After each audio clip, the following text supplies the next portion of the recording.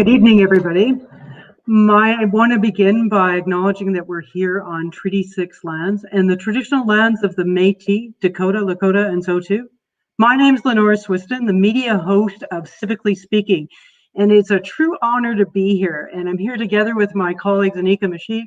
Anika, I'm messing up on your name. I tell you, we got some nerves here. We're on a new station. This is all good. So I'm here with Anika Misha, and we've got Rashid Ahmad, who's the host of Voice of Saskatoon behind us.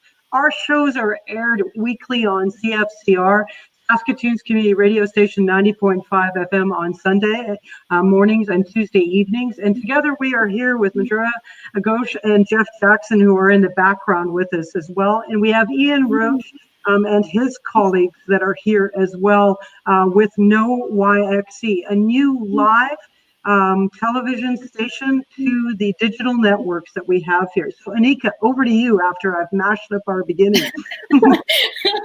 Thank you so much, Lenore. So we would now like to welcome our panel members. So our first panel member is Dr. Hassan Masri, critical care physician and associate professor of medicine and critical care at the University of Saskatchewan. Our second guest is Tracy Muggli, Executive Director of St. Paul Hospital and a social worker by profession. And our third guest is Pamela Golden-McLeod, Director of Emergency Planning with the City of Saskatoon.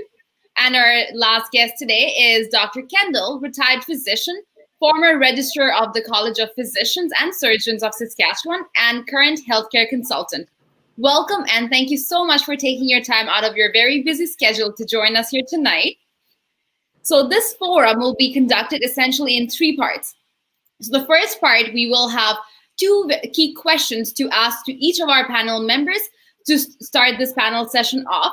Our second and most important session is taking questions from our audience, and you can either join us through Facebook or you can join our conversation on Twitter using the hashtag #BeatCovid19YXC. Everyone will be required to have a Facebook ID in order to ask a question on Facebook.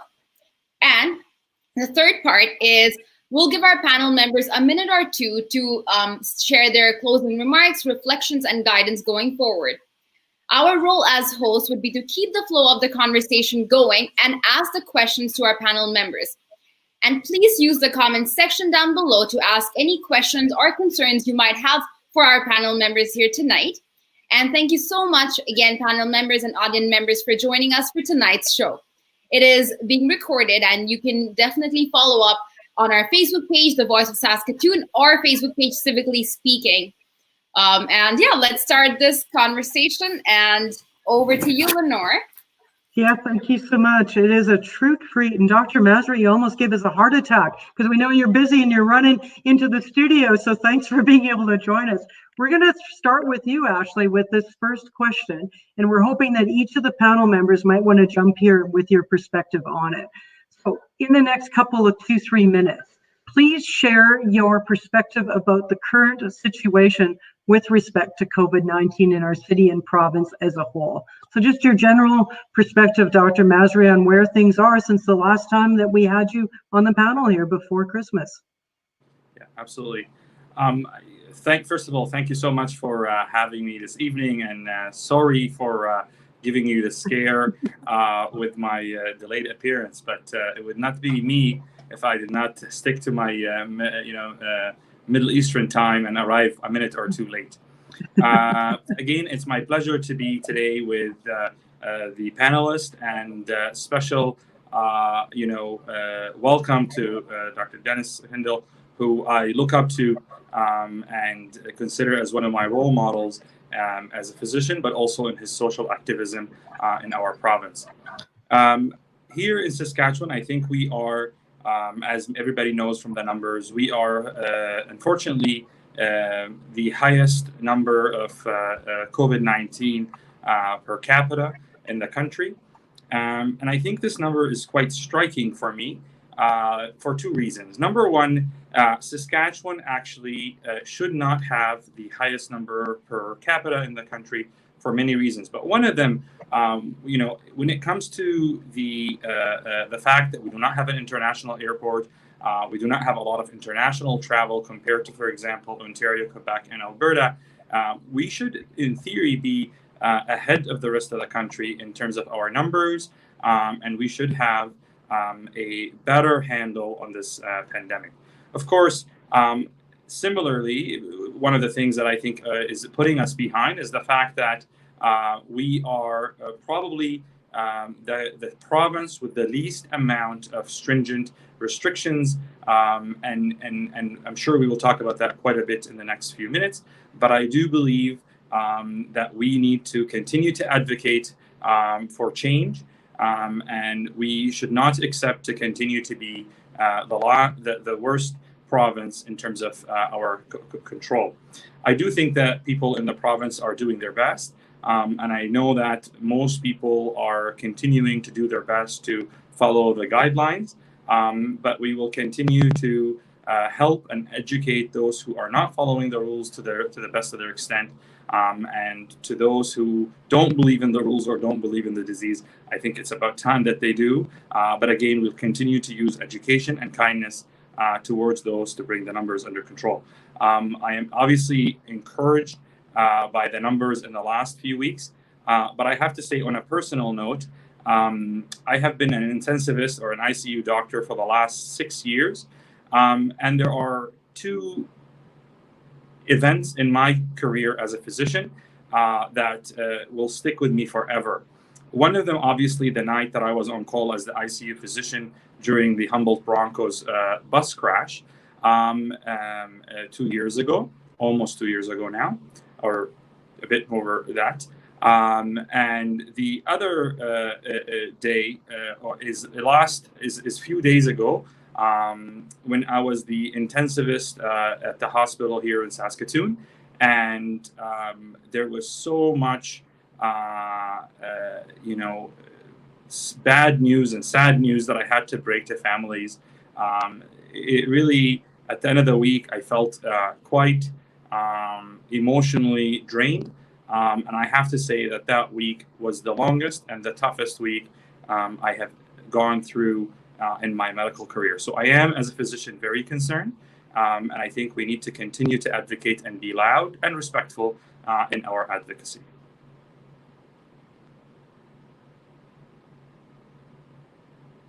Yeah, thank you so much, Dr. Masri, for your opening remarks. I'm going to ask Tracy Muggli now to some of your thoughts again on just your perspective about the current situation with respect to COVID-19 in our province and our city.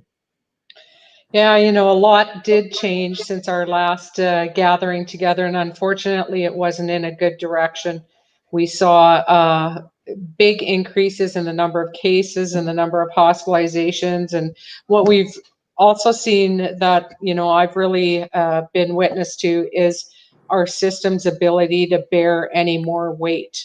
And what I mean by that is that we were reaching the point of saturation. We have hundreds of people that are redeployed into jobs that they have not done before and have had to pick up the pace and learn how to do things, and also changing their lives, being able to reorganize their childcare and their, everything, where they even park, everything. Even things like staff having to fall into an adapted training to become ICU proficient to help Dr. Masri. It's been incredible to watch those pressures. And even within the system itself, I think we all heard last week about the overdose situation, and that is very real. And what really struck me about that was yesterday I heard Dr. Maurice Markington on CBC, and Alicia asked him, what do you think we can do about this situation? And I could just hear this tone of deflatedness in his voice. He said, I just don't know. I just don't know what we can do right now. And I think that's how some of us have been feeling. With the higher numbers, we've had outbreaks within the hospital. And I can't tell you how difficult it is to run a hospital and get people where they need to be when you have an outbreak right in the hospital on a unit that is not meant for COVID patients. The the work that has to go into making sure you have non-exposed staff, and how to be able to organize that is very taxing, and it's resulting, I think, just overall in a lack of patience from not our folks, but in our community in general. And we had a couple situations the last couple of days that really brought that to a head with people coming in that are non-believers that there's a pandemic, and creating quite a situation. And you can only take so much, but on the good side, numbers have gone down. We're doing point of care testing now, so everyone can get tested more quickly. Vaccinations are beginning, and some of our staff have had vaccinations. Every long-term care facility in Saskatoon has received first doses, and about half of them have received second doses now, some personal care homes as well. People over 70 out at Whitecap, Dakota First Nation.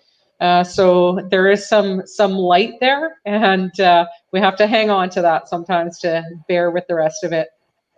Thanks so much, Tracy. And you're right, a lot of stuff has really changed since the last time that we talked, months later, and we're grappling with a whole bunch of issues, as you guys had discussed last when we were together. Thanks so much to everybody tuning in here to Beat COVID-19 Part 2 here, and we've got our panelists, and we've heard from Dr. Masri and Tracy Muggli here on a question that I'm now going to bring over to Pamela Golden-McLeod. And it's just, in the next couple of minutes, your perspective just on the current situation with respect to COVID-19. Well, thank you very much, Lenore, and thank you for having me back. I am really honored to be on with the other members of the panel. These are people who I look up to and I learn from, and very excited to be here. From an emergency management framework, in emergency management, there's 4 different pillars that we work on, and, mitigation, preparedness, and response and recovery. And, one of the things we're always doing is assessing where are we at in this. And I had a question the other day about, when are we going to get to the recovery phase? And we are still so deeply into the middle of the response that, that's been our main focus, and really still focused on that. We're still, assessing, in all of the sectors here in the city, do they have the key resources they need? And that's mainly staff. That is primarily staff. And so when these outbreaks occur, we are assessing for at what point will that sector be overwhelmed, and do we need to reach out for additional supports? The other thing I'm seeing people struggle with, and I'm seeing organizations and business struggle with, is around the COVID fatigue. And I think everybody's aware of that. This has been a long time coming. And I try to think, is this the dead of winter, cold of February speaking, or is this, how things are going right now? And I think the key thing for me, foundational to all of the conversations we have, to all of the information we share out from an emergency management point of view, to the partnerships we work with, is we need at the foundation to be really focused on empathy. When I look at some of our frontline workers, and I look at, for the city of Saskatoon, our roadways crews, our wastewater crews, our fire department, the police department, the healthcare workers, all of these people have been in the workplace from the start, dealing with change after change after change. And we have to be empathetic to that. And then we have people who, because of, factors, they're having to self-isolate, and we need to be empathetic to that. And we have people who've been working from home, and we need to think about being empathetic from that. And so I think it's so important that rather than us see each other as somebody having more privileges or somebody having it easier, we have to really think with empathy, what's it like for that person, and how has it been for that person, and really base our response on that, and base how we work on that. One of the things that we're seeing from an emergency management point of view is the cascading impact on other emergencies and other situations. And I think right now we're in the middle of an extreme cold weather. And we do have a cold weather strategy here in Saskatoon, but this is a very dangerous time for so many of our residents. And our emergency shelters and our emergency warm-up locations and the places that normally people can turn to are limited because of COVID. And so, I just want to give a shout out to those organizations doing this work this week. They have gone above and beyond. And I do want to share that, when you look at organizations like Sahuitan, EGA, it's Prairie Harm Reduction, these organizations have changed the way their outreach workers are working. These workers are out from 2 a.m. until 5 a.m.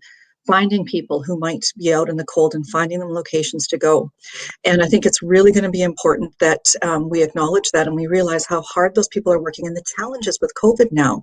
You know, when you find somebody who is living on the street or is experiencing homelessness, and they have symptoms of COVID, that's a very complex situation.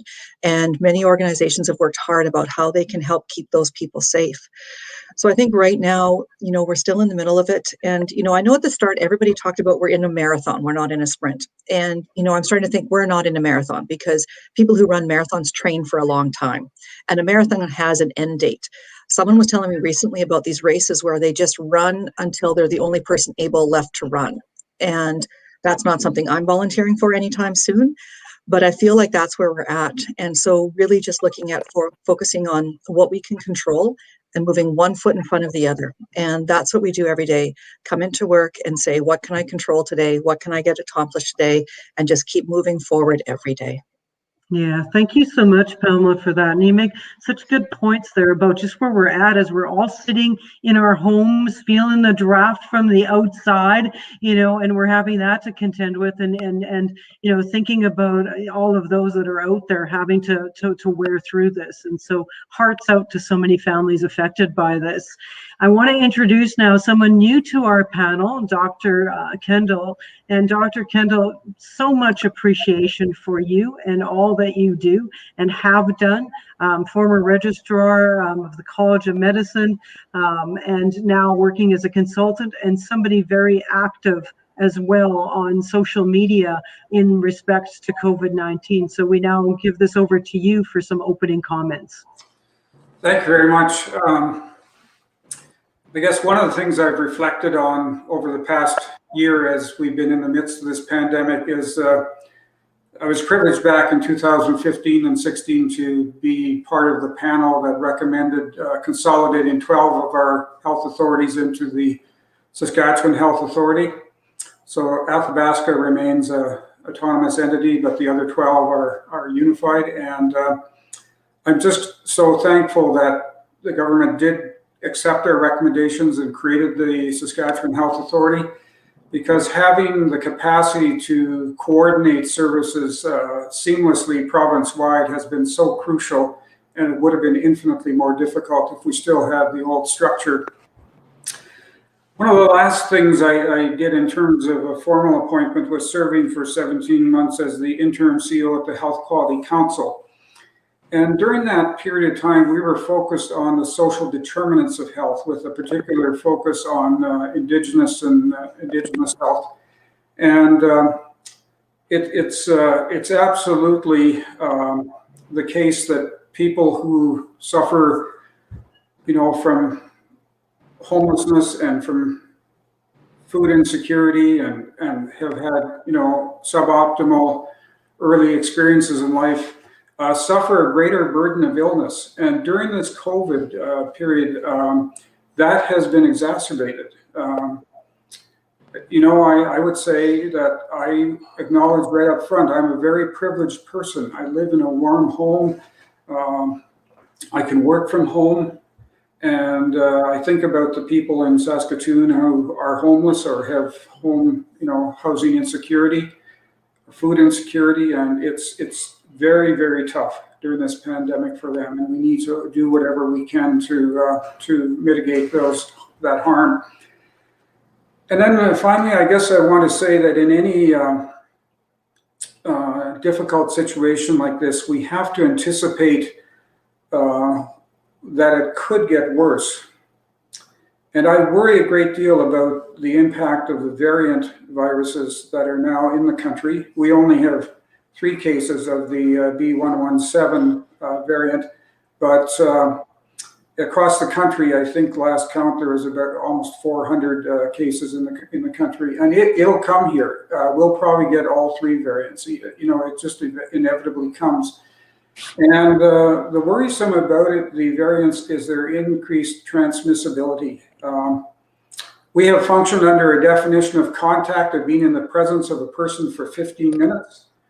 And some of these variants, transmission can occur in proximity with a person in a matter of 3 or 4 minutes. And so that's going to radically change the community transmission, and I worry about it in our schools. It's going to be a real challenge. So those are my thoughts. Thank you so much, Dr. Kendel. Just really a delight to have you join the panel. And thanks to all of our guests on this opening round of Beat COVID-19 Part 2 here, where we're kind of catching up on where things are at today with respect to it in our city and in our province and beyond. Anika, over to you now for the next question. Thank you, Lenore. So, panel members, beginning with Tracy Muggli, what do you see as the best path for our community regarding beating COVID-19 and why? What are some things we really need to consider along our path going forward? Boy, a magic wand, and obviously we still don't have good enough adherence to people staying home and not having contact with other people in a safe way. I guess, that became very clear to me today and yesterday when we had somebody present at the hospital who was not wanting to be compliant with some pretty basic parameters of how to keep us all safe. So I know that this is just like a broken record, but we really cannot let up on this. It's going to take a long time to get herd immunity from vaccination. We're making assumptions that everyone is going to step up and take the vaccination. I sure hope so. I was talking with colleagues today about making sure that we can address vaccine hesitancy and what can we do to make sure that people accept the vaccine.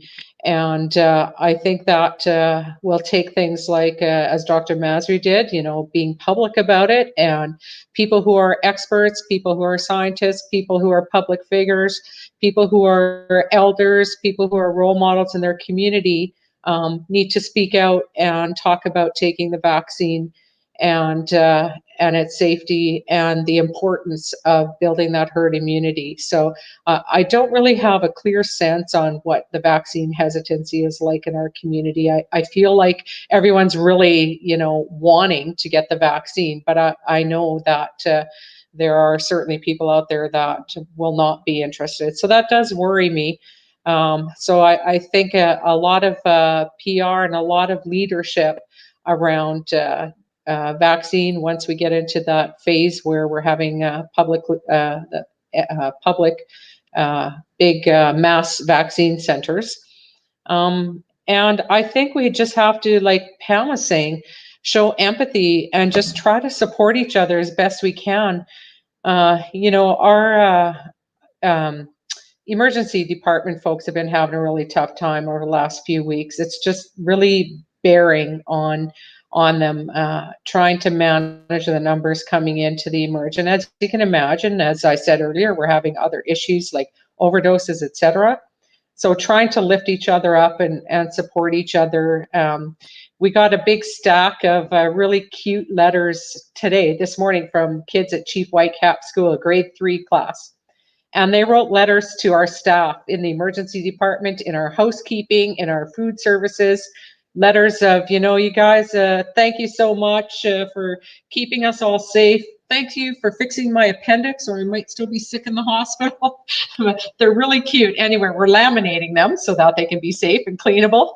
And we're going to hang them in the emergency department and other places in the hospital so that our staff know that the grade 3 kids at Chief Whitecap School are thinking about us and caring about us. So I do believe empathy is a big piece that will get us through and supporting each other in whatever way we can. And also Dennis Kendel's tweets. Perfect. Thank you so much, Tracy. Over to you, Pamela. Well, you mentioned there'd be some tough questions, and this is a tough question. And again, I think I'm working really hard right now on chunking what we can control, because I feel like at this point in time, it does feel so big, and it does feel like it's been going on so long. So I think I'd like to speak about how we can chunk things and manage them that way. Because when I hear the question, how can we beat this? I get a little overwhelmed. And I think, you know what, that is so big. I'm not sure if I can even begin to answer that, but I can chunk it and say what I need to focus on right now and what I think others can focus on right now is, you know, let's review all the safety protocols. And I speak of our workplaces here in the city and our volunteer organizations, because all of these sites are so essential. And I think it's time for us to take a step back and review our safety plans, see if we need to update them.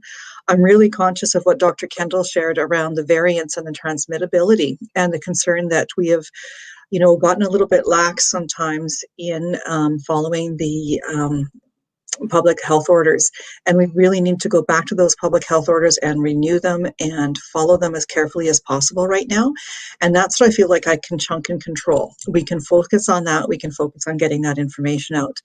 The other thing we can chunk and control, I think, is that we can look at getting information out, accurate information, and having good open conversations about vaccines. And I think Tracy's right.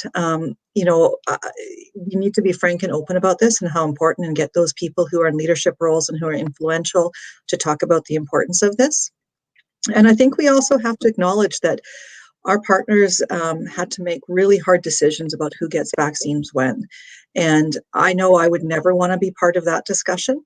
And so, you know, I think those are hard decisions to make. And I think we have to look at all the people who've had to make so many hard decisions. And let's just if we keep putting our foot in front of each other, and if we keep being safe and following the safety protocols, then some of us can wait a little longer for those vaccines because we can keep ourselves safe. But there are people in our community who will be deeply impacted if they get COVID, and that will deeply impact our health partners. And so we really have to keep that in mind. So thank you. Thank you so much, Pamela. And over to Dr. Kendel. Sorry, is it me? Yeah. Yeah, okay. I missed. So I just want to say, I'll follow on what Dr. Masri said about, you know, complying with the public health protective policies. It's interesting, under the Public Health Act, they're actually called orders. They're issued by our Chief Medical Health Officer. And we have a government that has been reluctant to do what it considers economically damaging shutdowns or closure of activities. But the reality is that we've kept things open more so than some other provinces, and I think we've paid the price for that. And we may indeed have to accept some further restrictions if indeed the numbers begin to rise again as variants come into our community. I do want to just say that these orders are not, you know, suggestions. They are actually rules. And I feel sometimes that I see citizens in our community stretching them. It's like if the speed limit is 100, you know, between here and Regina, I can drive 120. And I see more elasticity than I'd like to see. Still, you know, sometimes you see a whole family going into a grocery store to go for groceries rather than just one person going in. I like to. My wife and I support the restaurants in our community, but we do takeout. We went for lunch at a restaurant relatively early on after the lockdown was lifted, and we got a phone call. There had been an exposure. Thankfully, we didn't get the disease. But after that experience, we just said, you know what? We're just going to order in food and enjoy the food in our home, and we're just not going to go there. And so having the permission to do things doesn't mean we should necessarily do them. I think we need to all keep home as much as possible. Obviously, people need to go out to work, but non-essential activities we really need to refrain from engaging in. Thank you so much, Dr. Kendel, and over to Dr. Masri. Thank you. Before I answer, I have to acknowledge that as active as I am on social media, I am only active on Facebook and on Instagram. And in the last few months, I have been forced to add Twitter to my arsenal because of Dr. Kendel. I did not want to miss out on his tweets and his wisdom. And so single-handedly, he has forced me to be active and join Twitter. Now, to answer your question, I think it is a really tough question, but I also think that the first thing to answering this question is that we have to actually believe that this beating COVID-19 is a possibility.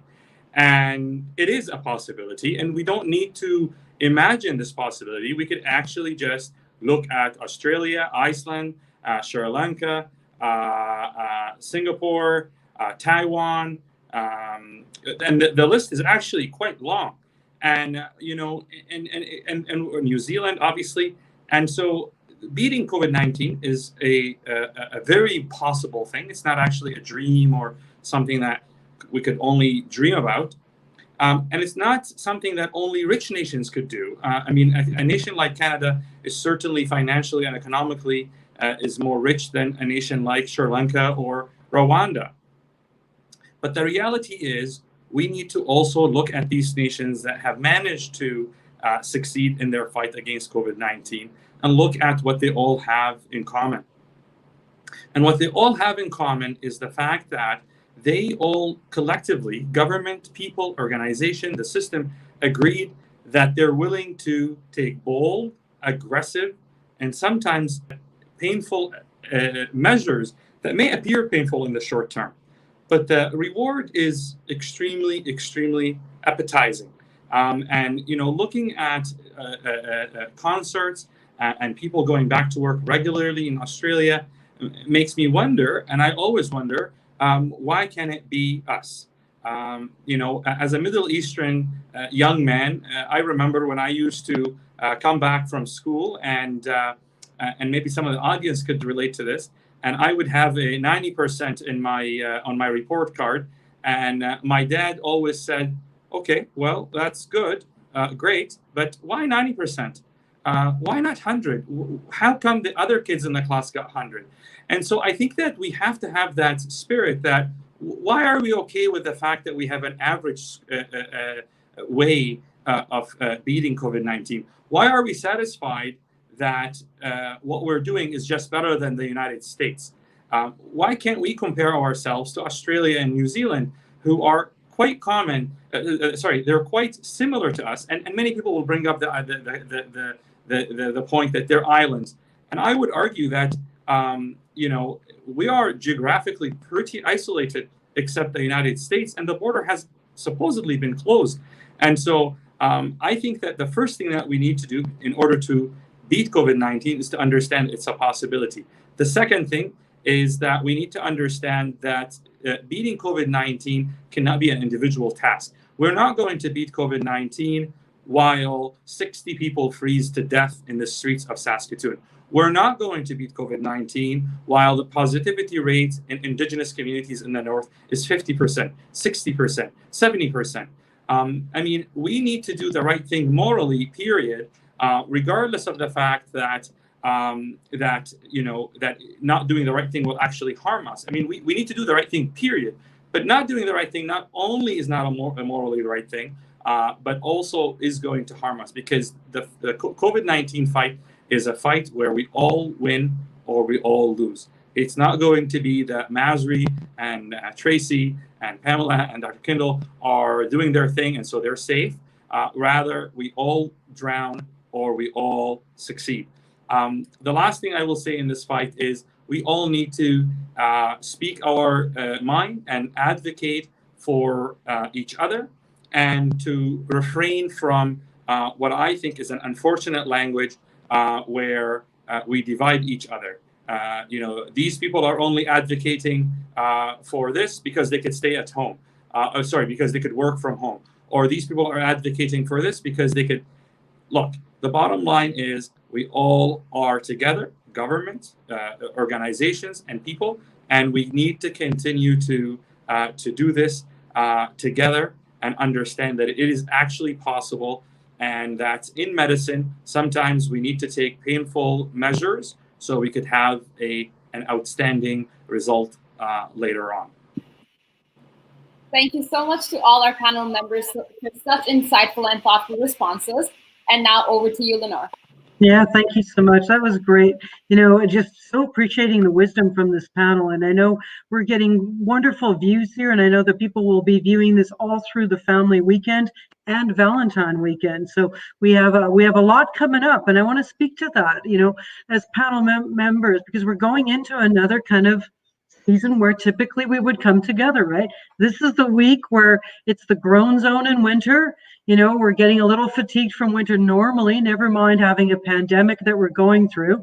On top of it, we've got Valentine's Day. So there's all of that love and romance in the air and people desiring of that, right? And so, when we go to this next kind of session, we're going to throw this out to the audience right after this. But to start us off, one of the questions that has come to us earlier, and you've all have touched on this, but thinking about this weekend coming up and that, what are some things that we really need to think about with COVID-19? Dr. Kendel, you talked about, the variants, and we need to be thinking about that. Dr. Masri, you talked about how we need to be thinking about each other during this time. Pamela and Tracy talking about, people out on the streets and just that we got to be thinking there. What's some practical things that we need to be thinking about as we head into this weekend? And I'll start with you, Pamela, as you are kind of the head of emergency services for the city of Saskatoon.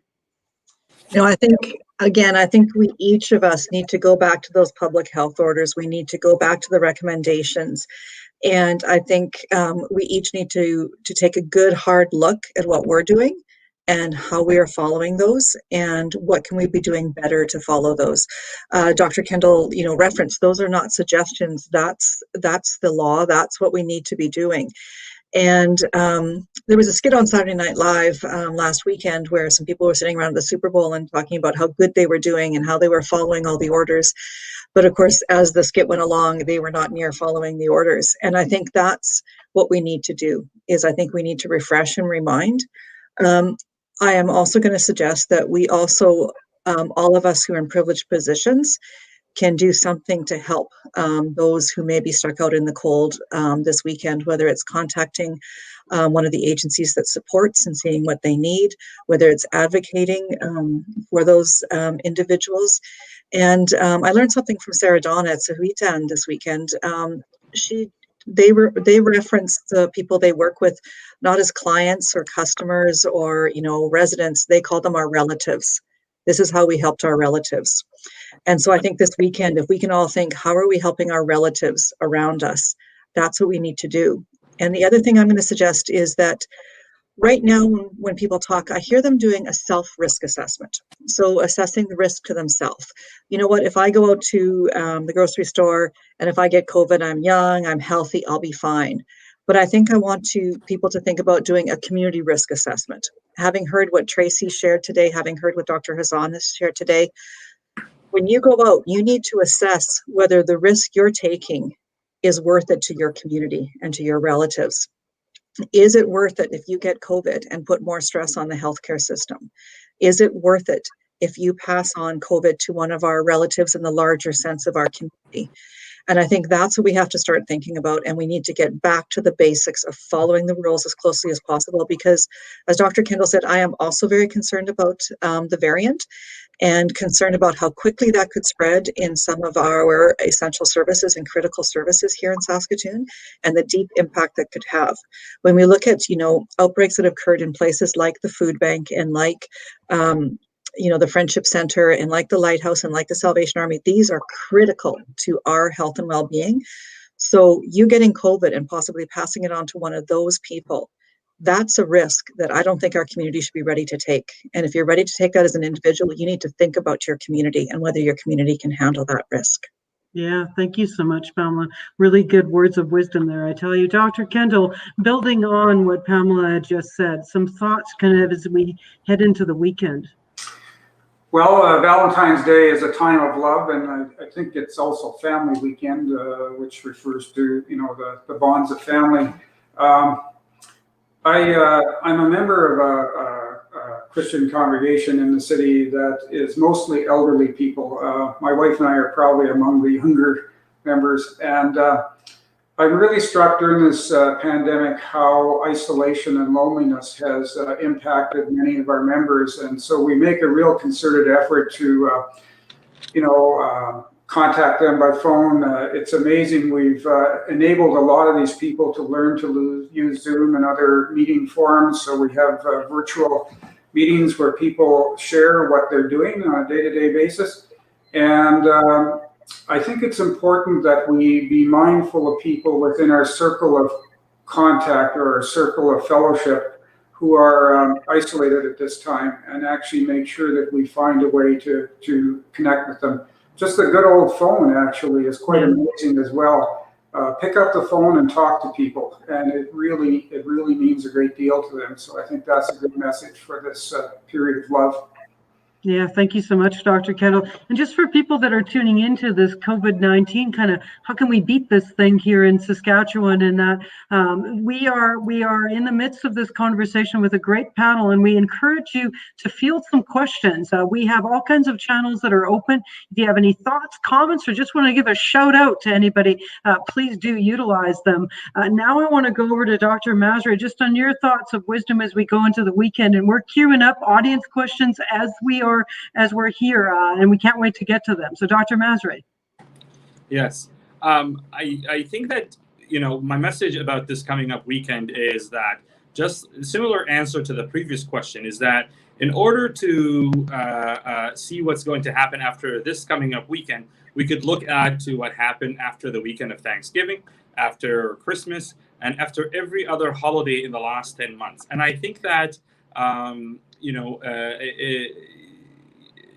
it's important that we learn from our mistakes. I think it's sometimes we make mistakes, but I think it is something that we cannot continue to repeat. And we know that in Saskatchewan and in all of Canada, really, we spent the entire month of January just keeping up with the rise in numbers, the rise in death, the rise of everything related to COVID-19 from Christmas.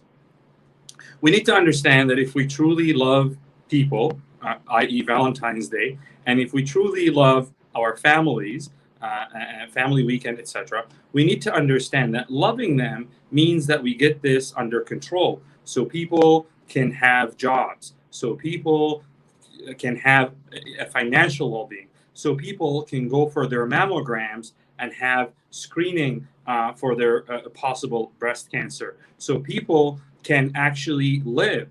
So, and I think that we need to really show the meaning of love. I mean, I think that flowers and roses and dinners are something that are beautiful. And certainly if it wasn't for COVID-19, we would all encourage this spirit.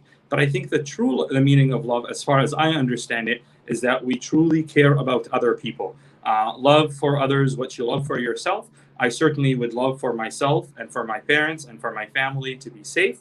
And so I love that for other people. And I think we just cannot repeat our mistakes. I mean, we know that, everybody knows that the entire month of January and the rise in the numbers was due to the social interactions over Christmas. We know that a huge number of people did that. We know, for example, in Ontario, and I'm sure Saskatchewan probably has similar data, that 1/3 of Ontarians traveled over 2 days over Christmas using cell phone data. So we cannot repeat these mistakes, and we really make a small sacrifice today so we could have an extremely bright summer in the next few months. Yeah, thank you so much, Dr. Masri. Tracy, anything to build onto that, just as we're heading into the weekend, just any practicalities that we need to be thinking about? And then we're going to open this up to the audience because we've got some good questions queued up, and we've got our colleague Mahira who's going to be joining us here right away on screen to start fielding some of those as well. Yeah, I think I'll just build on a theme as it relates to love for university students. Because I have a 5th-year engineering student in my basement, and I'm really seeing the intensity of what it's like to try to study and be in university, not being at the university. And,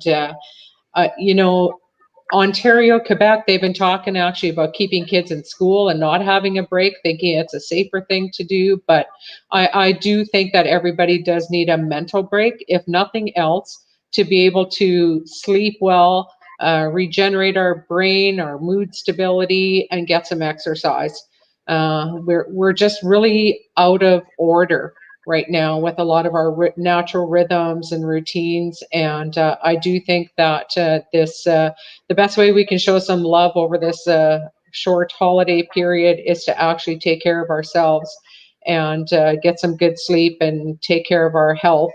And that has the impact of rubbing off on others too, because when we're healthy, we're a lot easier to be around too, from a mental health perspective. Yeah, for sure. Thank you so much, Tracy. Really, really appreciate that. I'm now going to turn it over to Manura, who's going to kind of field a question from that, and he's going to walk you through. So welcome to the screen, Manura. Fire away with your question. Hi, everyone.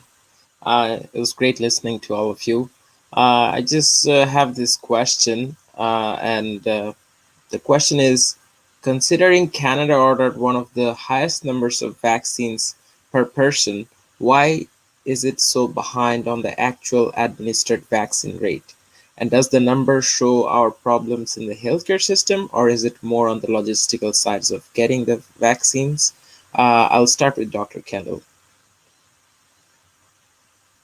Well, most of the problem has been actually getting the vaccines into the country, because the Pfizer plant, shut down for a while to increase their production capacity, and so the volume of vaccine that we were expected to receive didn't come during that period of time. Within the country, it's interesting that, of course, the Pfizer vaccine, because it had to be kept so cold, couldn't be transported much. It had to be administered where it's actually delivered. And Moderna then could be used more in the north, and it was taken up, and many people in the north were able to get it. But so far, Saskatchewan has done an amazing job of actually using the vaccine that we have received. The other thing about the 5-dose versus 6-dose vials, we did have the low dead space syringes, as I understand it, and we're harvesting all of the serum or the vaccine from the vials. And that will be important going forward. Some places didn't have the proper syringes and they weren't able to use it fully. I do think the Saskatchewan Health Authority has created an excellent plan for immunization. There will be mass clinics. There will be vaccine available through doctors' offices, through pharmacies, through some mobile clinics. The report that outlines the plan, I think, is quite impressive. There'll be up to 2,200 people engaged in actually organizing and administering the vaccine. So I think once we get the vaccines, I think we will do very well.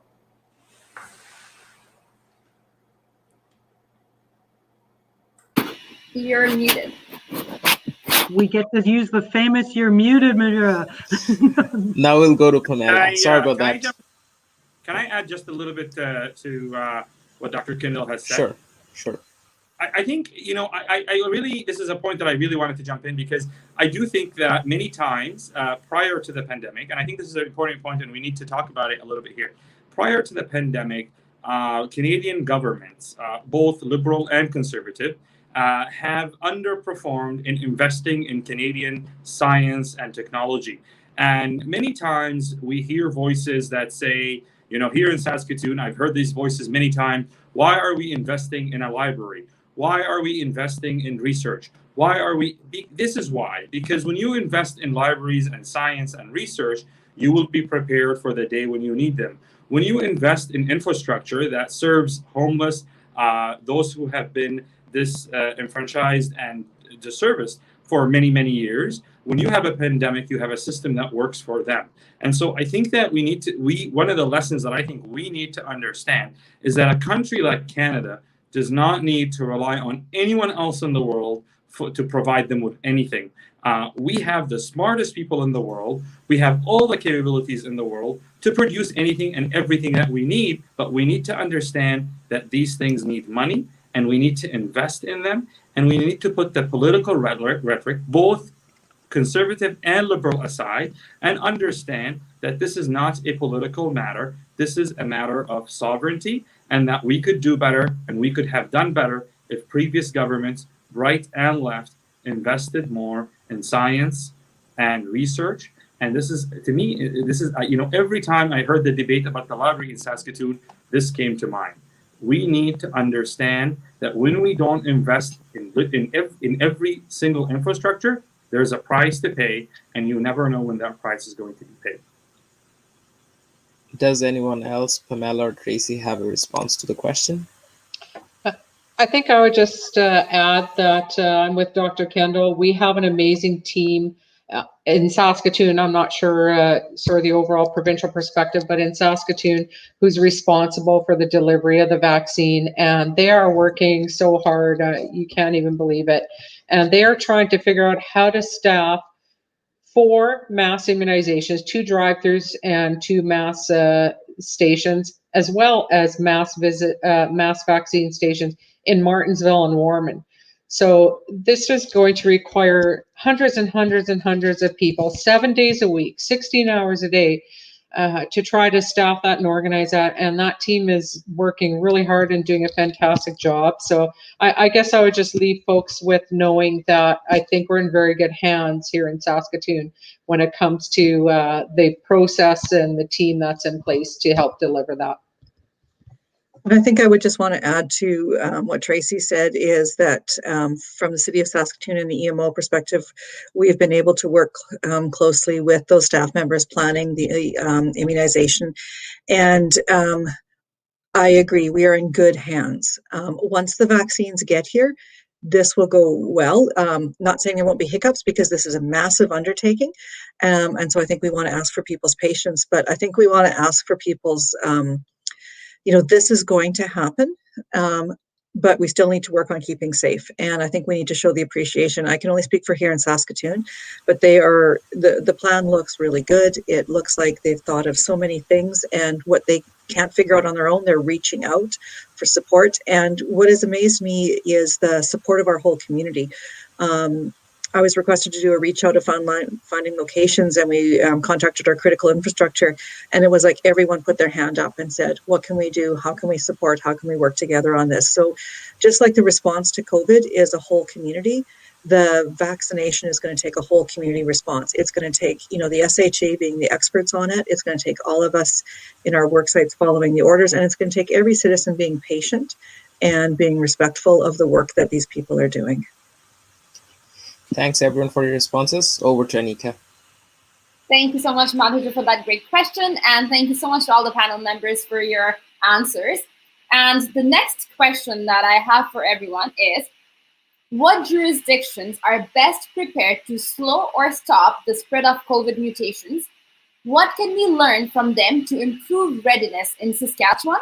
We got this as a private message. So just by random draw, I will go with Dr. Kendel. Well, I think most people are aware of globally. I mean, New Zealand probably has been the most amazing example of how to deal with a pandemic effectively. And it's interesting that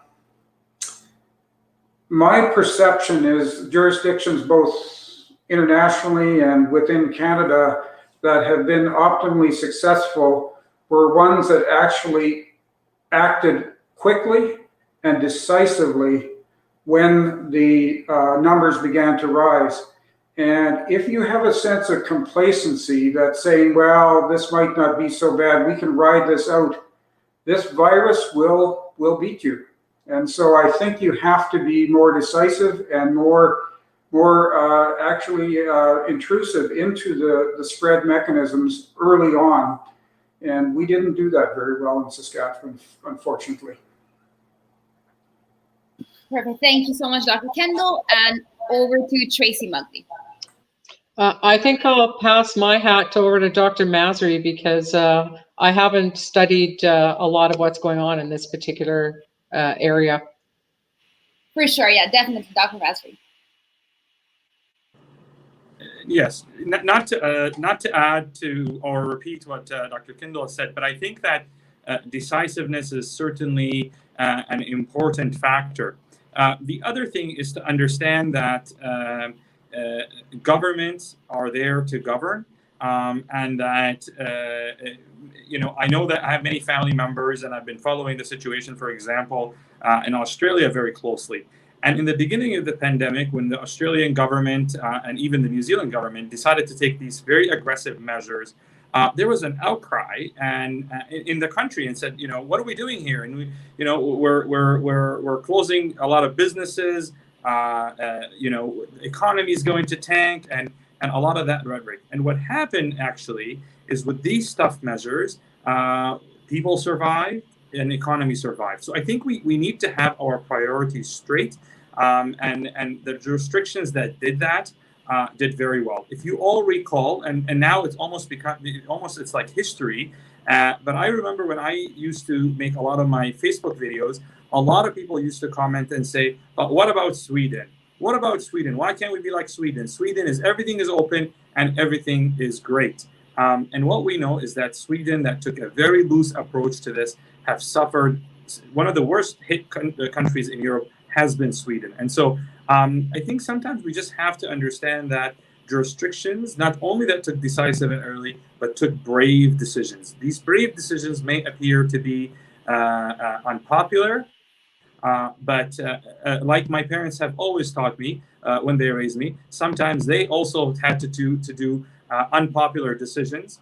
And when you make sometimes unpopular decisions, the payoff is actually great, especially if these unpopular decisions sometimes are made based on science and data, then the payoff is great. Thank you so much, Dr. Masri. Pamela, do you have anything to add? Oh, I just like to listen to the wisdom of Dr. Masri and Dr. Kendel on this one. Perfect. Thank you so much once again, panel members, for your answers. And over to you, Lenore. Yeah, thank you so much. Just great round of questions, guys. I'm gonna target a few here that we're kind of getting off the side of our desk, so to speak. Dr. Kendel, you've been really, really active on Twitter these days. I want to know what's compelled you to go to social media, and what is the biggest kind of learning that you're kind of tuning into as you're dialoguing around COVID-19, because we're all learning with you. So if people are not following, it's at Dennis Kendel, and it is definitely worth following. But what's standing out for you, Dr. Kendel, when you're looking at your Twitter feed and you're engaging with people? What are you seeing? What are you noticing out there? Okay, well, actually, I will credit Dr. Susan Shaw for getting me involved in Twitter. Yeah. I started, I forget what my start date, it was very early, and I actually didn't use it very much. And Susan talked to me one time and said, Dennis, you actually need to use Twitter more intelligently, and use it as a way to maintain a network with people whom you can learn from, and to access information globally. I mean, it's a quick way to get access to lots of information. So in I think it was 2018, I promised my wife I wasn't going to take on major consulting contracts. I was just going to do small stuff. And so I did actually begin to stay at home and mostly do virtual consulting. I mean, people interact with me virtually even before the pandemic started. And when you sit at home, and I, between working on things that people have asked me to do, I have lots of spare time. And so I go on, not just Twitter, but I go on to other sites, and I learn from that. And so I adopted a practice that's really called curation, of trying to bring information forward that might be of interest to other people. I'm a great fan of Andre Picard, and I always admire when he, hits back at the trolls, reminding that retweeting does not necessarily mean that you agree with everything you retweet. It means that you think it's worthwhile sharing with a broader audience so people can interact with it. And I feel a lot of empathy for many of my female colleagues who really are attacked on Twitter. I have a very low tolerance for people who are just abusive on Twitter. I pretty much ignore them. I just won't respond to them at all, because if you respond to them, you just give them a platform to do more. But unfortunately, many women who are active and are sharing useful information get attacked because they're women, and that's very, very horrible. It's an unfortunate thing. Yeah. So I actually I enjoy Twitter as both a learning tool and a rapport, a relationship tool. It brings me in contact with people literally around the world, and sometimes they reach out and we interact through other channels. It makes sure that I don't have boring days. Yeah. Yeah. Thank you so much, Dr. Kendel. Tracy, I'm going to ask you a pointed question here. There's been, we're watching the numbers. I've been retweeting it. I've been, we post on Facebook and all this sort of stuff. We see those numbers in the ICU units, and we hear about people that are coming in to that. And Dr. Masri, you can imagine what I'm going to be asking you next about what you're seeing. But, what are you seeing in your hospital right now? And what are some of the things that you're going to be expecting over the next few weeks with regards to people in the ICU units and within the hospital itself? Yeah. Well, on a good side, we have seen a downward trend. I'm very grateful for that. It's been kind of stable all week this week. We really had a bigger drop last week. So when we really run into trouble is when we have units that are on outbreak and we have to actually close some spaces or close beds and then try to, reorganize. But I think this week was the first time I saw St. Paul's Hospital capacity or census for their ICU below 150%. I saw it up to 180% last week, a couple days, but this week I actually saw at least one day where it was 110%. So we do have some hope there, I think, but that doesn't mean there's not other people also in the ICU that, there's people with COVID, people not with COVID, and Dr. Masri can speak to that. But in general, even on our COVID units, our numbers have gone down. There's a lot of people, the numbers are interesting because we have what we refer to as people who have active COVID, and then people who are kind of beyond, I guess, what we would call the infectious period, but they're still in the hospital and in recovery from COVID. So the numbers are sometimes actually higher than they might sometimes be reported, and it's because there may be people who are in recovery. So, but I have to say that last week, a week before, those numbers were up into 60, 70 people, and this week they were closer to 30. So although it's a great relief that those numbers aren't so high, the other thing I think people might not realize is that we try to swab everyone and test everyone. So that means we constantly have people or patients that are under investigation for COVID, and we don't know if they have COVID. So that's where that point of care testing comes in. It's a 15-minute test. And also what's happened since the last time we talked is we're able to do more testing in our lab here in Saskatoon instead of having to send tests to the Roy Romano lab in Regina. So I think a combination of those pieces have been helpful. I guess we're over the Christmas bump to some degree where people did not follow proper orders and got sick and ended up in hospital. Those people are in the hospital now and are hopefully some of them moving into recovery. But that's sort of what happens in a hospital and what the current state is at St. Paul's. We do tend to have a few more patients with COVID at St. Paul's than at RUH. And part of that is because RUH is our trauma hospital and we try to keep, those ICU beds if we can for trauma, et cetera. And we have a more, a bigger general medicine program. So we tend to have more patients at St. Paul's. But it is definitely, I will say declining, but I don't want to get my hopes up too high because I'm one of those people that likes to set my expectations low and then be happy. when Yeah. something turns out to be better. Yeah, thank you so much, Tracy. I mean, and just for people that are tuning in, thanks so much. Tracy's with, St. Paul's Hospital, and so you're getting a really good view of this and having a look, through the whole hospital network and healthcare network. So thanks so much for that response, Dr. Masri. Over to you. You're right, boots on the ground. I mean, it doesn't get any closer than you. Can you tell us a little bit about what that is, that boots on the ground, and what you're seeing there right now? Oops, you're on mute. Sorry, I figured if I take a moment of silence for my mustache and put myself in. Yes, your mustache is getting a lot of attention today in all the positive ways. That's awesome. So I was taking a moment of silence. I think that one of the things that I mentioned in the intro of this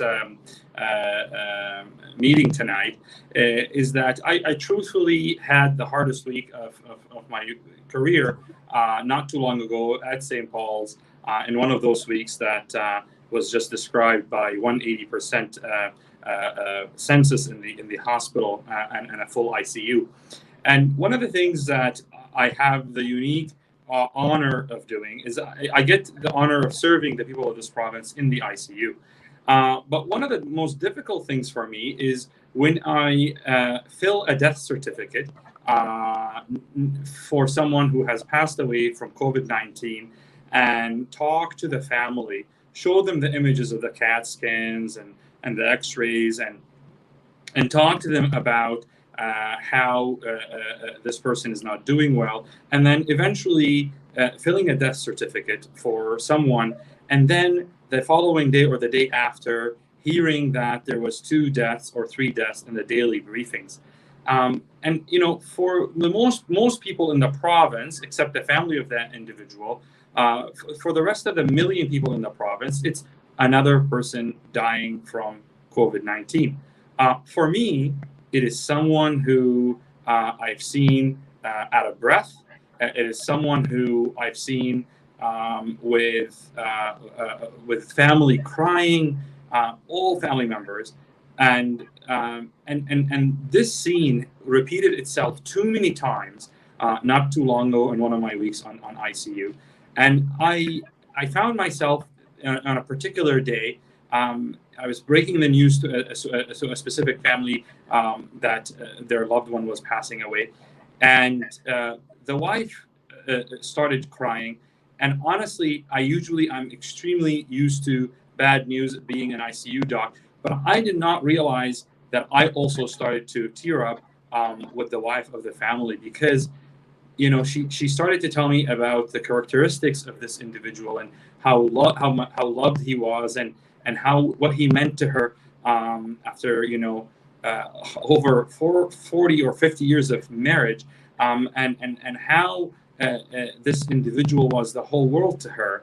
And so I think that one of the things that COVID-19 has done, and the reporting on COVID-19, and I'm not saying it in a negative way, I'm just saying the fact that we keep hearing about 300 cases and 30 hospitalization and 2 deaths, and we hear that every day. It becomes just sort of like almost like the stock market. Is it up? Is it down? Is it up? Is it down?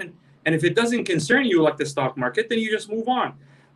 But the reality is, I get so many messages on Facebook, people saying, I just got diagnosed with COVID-19. I am terrified. I'm scared I gave it to my grandma. I am really worried about my kids. My kid has asthma. My grandpa just died. And so, I keep saying, these are not numbers. These are human beings. And you have to understand that there are people who are dying, in my mind, for no reason. This is preventable. And it has become extremely difficult to watch this over and over again. And I think we need to remind the public, and we need to remind our government that this is personal. These are people, and of course, there's a lot of amazing. I had a lot of experiences of people leaving the ICU and leaving the hospital and messaging me, sometimes privately saying, thank you so much to your ICU team. And I want to take this moment, actually, because a lot of times, and I don't, I don't say this because I'm trying to be humble, but truthfully, I want to be honest that most of the work is not done by Dr. Masri. 99.999% is done by the nurses, by my fellow physicians, by people who run the hospital, by people who clean the hospital, by people who maintain the hospital, by the SHA who helps everything. And I think that sometimes makes me very uncomfortable, the love and the attention that I get, because I really want to be very clear that I am the smallest soldier and an amazing and a much more significant team that takes care of people from COVID-19. And speaking of this team, I want to advocate for something, if I may. My fellow healthcare workers, for the most part, have been eliminated out of the vaccine plan that the government has released. And I think that not because I think they should be, I don't think they should be added because they should be appreciated. Rather, and that's a good thing, they should be appreciated. But I would advocate for them to be added again to that plan, not because I want to just appreciate them, but rather because they are some of the highest risk people. And I would advocate very strongly for my colleagues that they should be added back into that plan. We should be able to tweak that plan to continue. I think it's logical to actually vaccinate people by age, but I think we really need to tweak it a little bit and add those in healthcare because no one can do this alone. And healthcare, as Tracy knows, is a team sport, and not single individual can do this on their own, no matter what their position or their influence. This is a team sport. I tell you what, we can't admit a single patient to the ICU if the environmental staff does not clean the room properly, okay? It can't be done. So, I thank them when I walk into the ICU. I'm like, thank you very much. They're often, not thanked enough. And people like Dr. Masri and Kendel and Tracy and Pamela, obviously, we all get a lot of the attention. But I think there are some amazing heroes that go into a room full of COVID, clean it, make sure that it's clean and appropriate for the next patient. There's so many heroes in the hospital that walk around. No one knows their name. They don't have a blue check mark on Facebook, and they're not as popular as Dr. Kendel on Twitter. But they are certainly more amazing than me. Yeah, thank you so much for that, Dr. Masri. Again, just words of good wisdom in that. And I know, vaccination and who's getting vaccinated and who needs to be included in there is something that's, I think, is part of everyday coffee talk. So I really appreciate that and the boldness of your statement, because it to us, I think here as we listen, it just makes good sense. So just really, really appreciate that you're saying that. Pamela, I'm going to put you on the spot now with the city of Saskatoon, because you guys have been asked the question about, okay, what about opening up some of those civic facilities?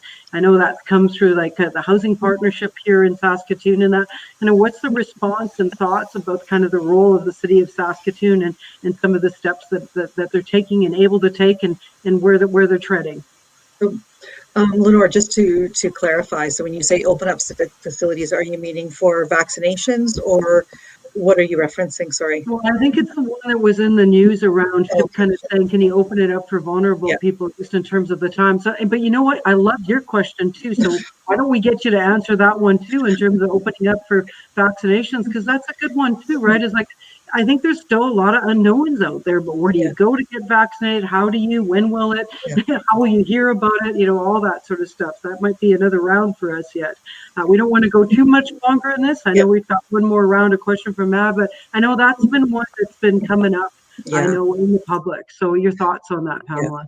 And I think right now I'm so glad to hear, and I hear regularly from many people, the concern for those vulnerable population right now, those concern for people who are housing insecure, and for those staff members in those organizations who are doing the work. We have had the request come from SHIP, and we are good partners with SHIP, and we really appreciate all the work that they do. We are working on response, and we'll have one probably at the next council meeting. I think one of the things that we need to acknowledge is the expertise that it takes to work in an emergency shelter, like the Lighthouse, like the Salvation Army, like White Buffalo that's now opened, and the expertise of the outreach workers. And while the city of Saskatoon may have facilities, I think one of the resources that is very short right now is the staff. And so that is one of the concerns is, how do you staff something like that? Where do you pull the staff from? Because we don't want to pull staff from those organizations that they're already working. And we know that without that level of expertise, that it would be very challenging to run an emergency shelter like that. I think the other thing that we're being very cautious of is what's the jurisdiction of the municipality, and what can we do within our jurisdiction to support the work of the emergency shelters and the outreach workers and everyone actively doing the work around housing insecurity. And so we definitely want to stay within our lanes and not step into the provincial authority around emergency social services. And so working closely with our partners at the Ministry of Social Services to see how can we work together on this and what can we do, because we know that this is definitely a resource that we need in our community. And I think more importantly, it's looking at the long-term plan for housing insecurity in Saskatoon. An emergency shelter is a short-term intervention, and I think we really want to focus on what are the longer-term interventions to address housing insecurity in Saskatoon, and particularly, and so work with those partner agencies on that. For opening up civic facilities for vaccinations, the way it has worked from an EMO perspective is somebody like SHA comes to us and says, we need this resource. And they clarify what they need in the resource, what's important. So they want a place that they can do drive-through. They want a place with good parking. They want a place that they can move, thousands of people through a day. And we go out and we locate that resource for them and say, here are some opportunities for you. And so one of the risks in emergency management, and one of the things that sometimes occurs, is when a big event happens. So when we've had evacuees from the north, or when when people like at Fort Mac and Slave Lake, unless you know what the gaps are and the agency of jurisdiction is telling you what they need and you fill that gap, you can wind up with excess. And so very easy. For instance, we had evacuees from the north, and everybody was really, wanted to reach out and help them. And so people were dropping off couches and dropping off things. And the reality is the evacuees came from the north on buses, and they were going back on buses. And so having 6 couches actually just created another bit of an emergency. What are we doing with these couches? Because they can't go back. Mm-hmm. So I think we really want to have the SHA tell us what their gaps are, and then we as the city work with our partners to fill those gaps for them. So. Thank you so much for that. Thanks everyone for letting us kind of put you each on the spot with a targeted question, but just with your expertise in that, you guys are the best to answer those questions. So I'm going to throw this now to Manura, who's got a question that he wants to field out to whoever is able to answer before we kind of go into a closing round through Anika. And just again, thank you so much here for spending this time with us. Yes. Thanks, Lenore. The question I had is, what is your take on the increase of discrimination and hatred towards people who are immigrants, especially Asians and other people of color, that has happened because of COVID? As an example, I can point out the unfortunate event that happened at the Mice Kitchen in Saskatoon. Whoever wants to go first. Anyways, thanks, Pam. I don't mind going first because Mice Kitchen is our neighborhood restaurant, and we live about 2 blocks away from there, and that's somewhere we've been regularly, somewhere we've ordered from throughout the pandemic. And my teenage daughter works next door at a business next door. And what occurred to me is that our whole community is under stress, and that when you're under stress, I am an old social worker. And we know, in families and in community groups, when things are under stress, the worst part can often come out. And the reality in our society is racism is part of our society, discrimination is part of our society, and we need to acknowledge that. And we need to acknowledge Saskatchewan's history with that. What I took away from that was the way our community stood up for Mice Kitchen. And, I looked at all the restaurants who were saying, please order from Mice tonight, not from us. And I think that's it, that, we need to make racism and discrimination unacceptable in our society. And I think it's been a slippery slope here during the pandemic. And I think things that were normally underground have come up. But I think the rest of us need to stand up and be allies. And I think we need to stand up and say that's not acceptable, that's wrong, and that that is not the way we're going to act. And I think the more the rest of us stand up, the better. But I think if we quietly allow these things to happen, and these are, Mize was a very public thing, but there are lots of private, small things that happen all the time. And I think if we don't stand up for those small things, those big things will happen more often. So it is on all of us to stand up and say no to that. Maybe I could just add some things from my own experience. So during the 25 and a half years that I served as registrar of the college, at many points, over 50% of our physician workforce came from elsewhere in the world, and from very diverse array of countries. And then I worked for a while as the CEO of SaskDocs, which is the physician recruitment agency. And it would just anger me when sometimes community leaders would say to me, we want a white doc. We don't want one of those doctors from wherever they've named the country. And I'd say to them, quite frankly, with that attitude, I don't think you should have a doctor here, because people come from everywhere in the world with skills that they bring to our country. They enrich our country culturally, economically. And I guess one of the things I've learned in life is we sometimes pretend that racism doesn't exist in our culture, and it does. And when it raises its ugly face, we need to call it. We need to challenge people. Don't laugh at jokes that are racist. Tell people you don't want to hear that again. That's what I would suggest. I don't mind building on that briefly as well.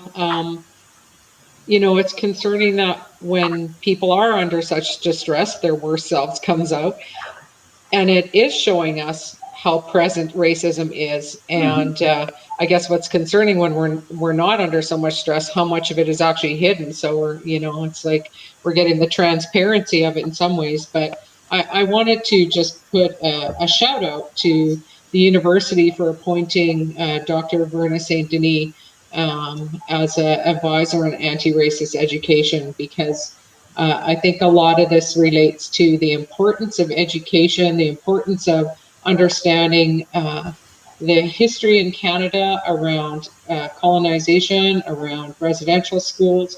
And I was just so pleased to see that move on the part of the university. I think that Verna will really be able to embed a different way of thinking and allow everyone to apply a different lens to how we approach these issues. So some gratitude there.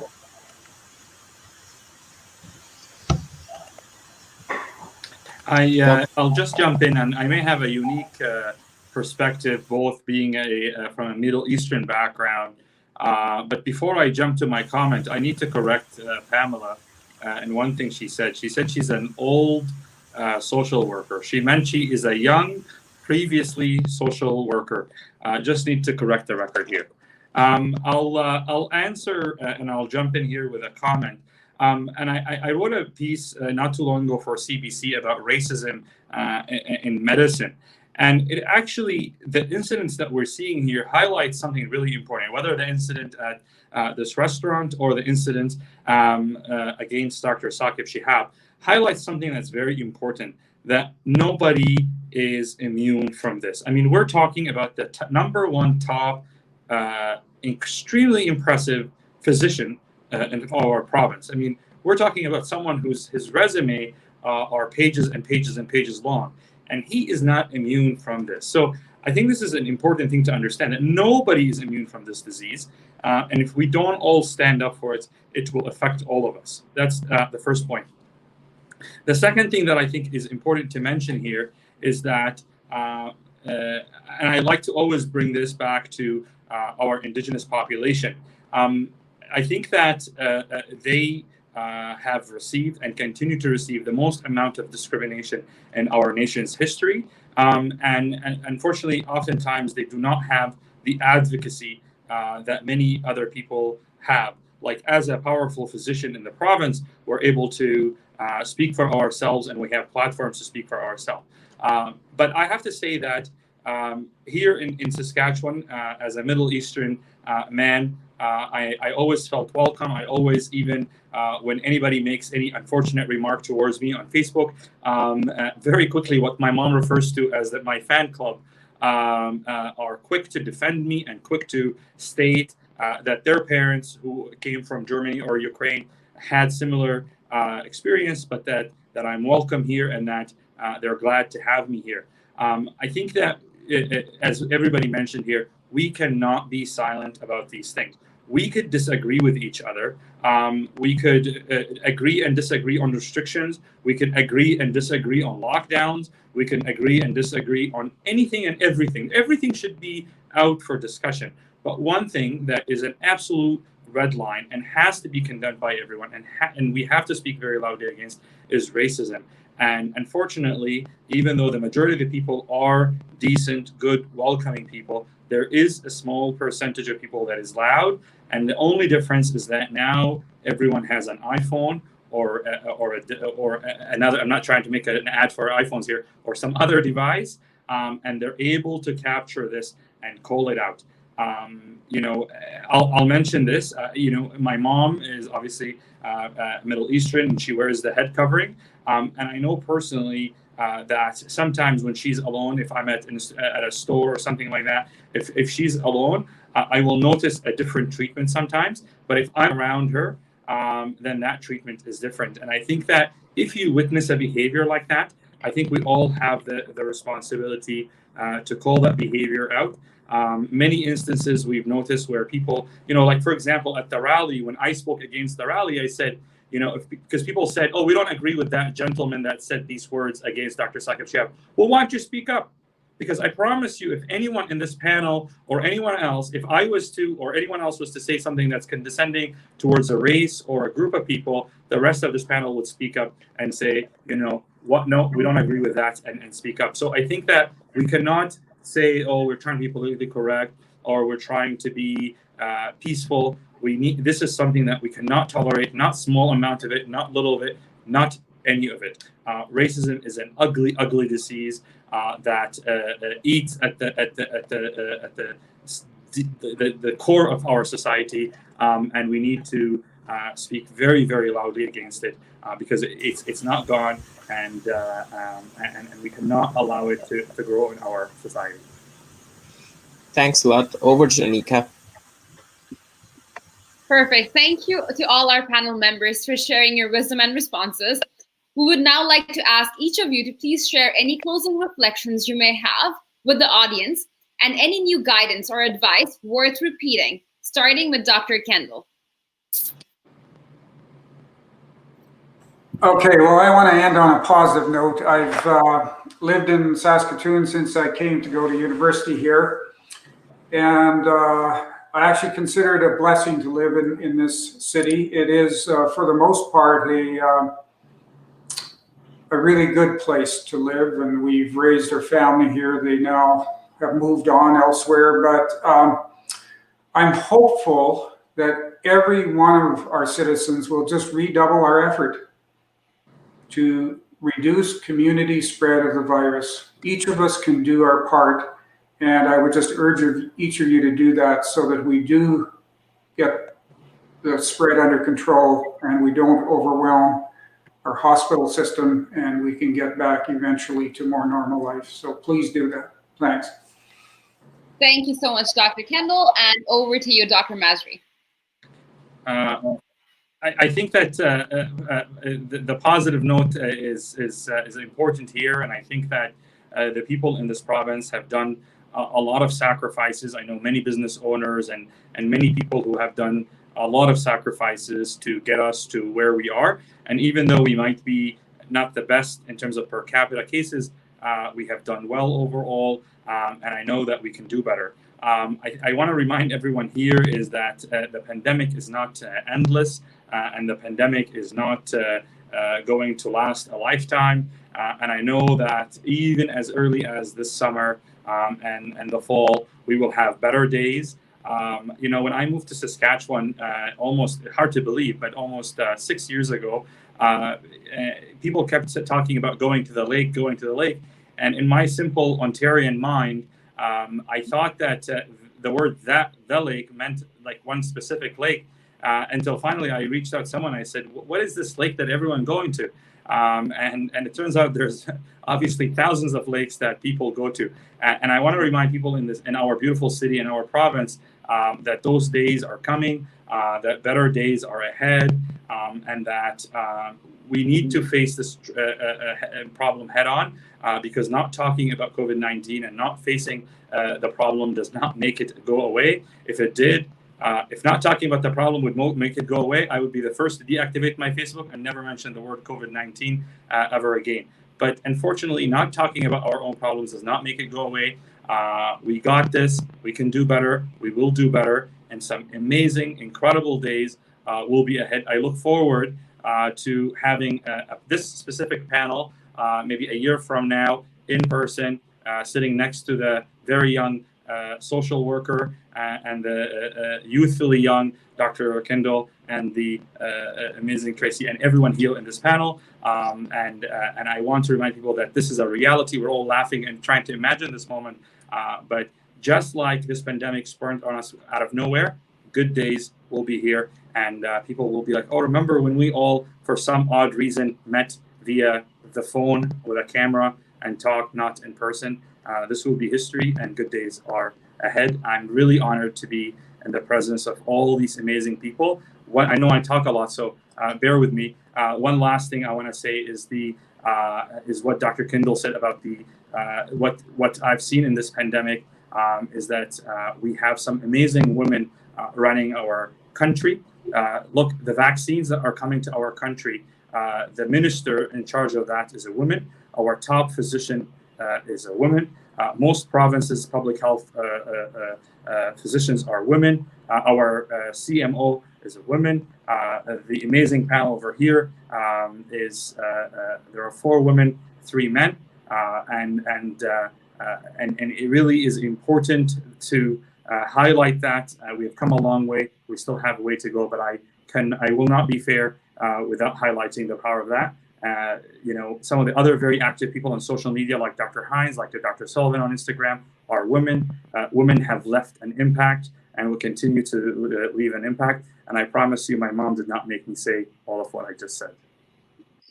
Perfect. Thank you so much, Dr. Masri. Now you got me dreaming about the time when we all can hang out in person. Perfect. And now over to you, Tracy.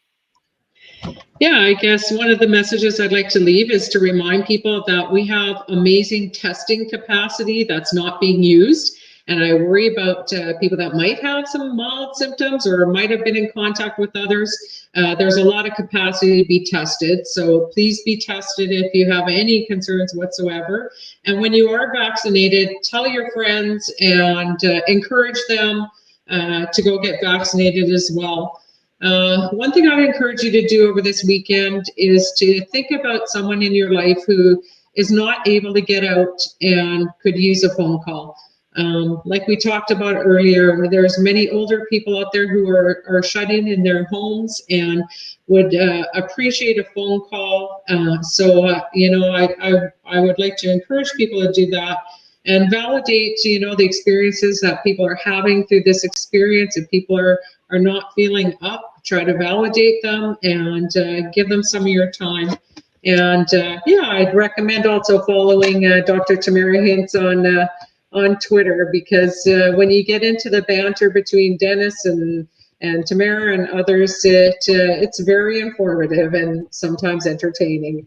So thank you for having me. I really appreciate it, and I appreciate the many messages that we get at St. Paul's Hospital to encourage and support our staff. It does really mean a lot. Thank you. Thank you so much, Tracy, and on to you, Pamela. Great. Well, thank you. And I think, my closing thoughts, similar to Dr. Kendel, is, this has been hard, and I think it's important that we normalize how hard this has been and how challenging it has been for everybody, and that it is normal and healthy to feel anxious, to feel upset, to feel angry about how things are going. But I also feel very grateful in the role of Director of Emergency Management none of us can do this on our own. And so what strikes me about Saskatoon and compared to other jurisdictions perhaps, but I think in Saskatoon, we work together really well. It is rare that when we call someone up and need something that they say no. It is more likely that say, we'll get that for you, we'll figure it out. When I look at the partnerships that SHA has built, it's so essential. And I think it all comes down to relationships. Here in Saskatoon, I think we do relationships well. We do how to work together well. And I think it's important to remember that in emergency management, we say we never want to meet you for the first time on scene. The first time we meet you, we don't want to meet you in our command unit or in our EOC. We want to know you. And I think in Saskatoon, we do that. We know each other and we work together well. And we work together because we know we have to. This is not up to one organization, one individual, one group to solve. This is all of us working together. And so I think we need to do that respectfully. And I think we need to be open to when we've made mistakes and working together with each other. But I just want to express gratitude. You'll see Randy Golden pop up here. That's my mom. There is nothing that I do that she's not a cheerleader for. And also I want to express gratitude to my family. I've been absent a lot this year in our family life. And so I really appreciate, there's my mom again. Thank you for the conversations. Thanks, Mom. So thank you very much, everyone. Take care. Thank you so much, everyone. And over to you, Lenore. Yeah, I just want to say thank you. Thank you to the listeners first, because that's what makes this show. And what also makes the show is the panelists, to both our panelists and to the listeners. On the back end, I just want to say thank you to my co-host, Anika, and to my other co-host, Majira, who I always screw up with your name. And I just call you the mad guy behind there that's watching everything, which I love. To Jeff Jackson, that's been handling traffic back there, and to Rashid Ahmad as well. Between the Voice of Saskatoon and Civically Speaking, we're hoping that we're bringing something that will continue along with our new media partner here and the partner that we have with CFCR. So thank you, Ian Roach and Deborah and Dennis of No YXC.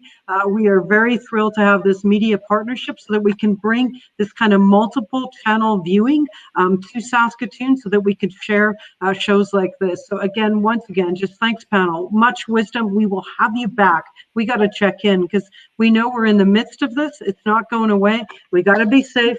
We got to wash our hands, and we got to wear a mask when we need to.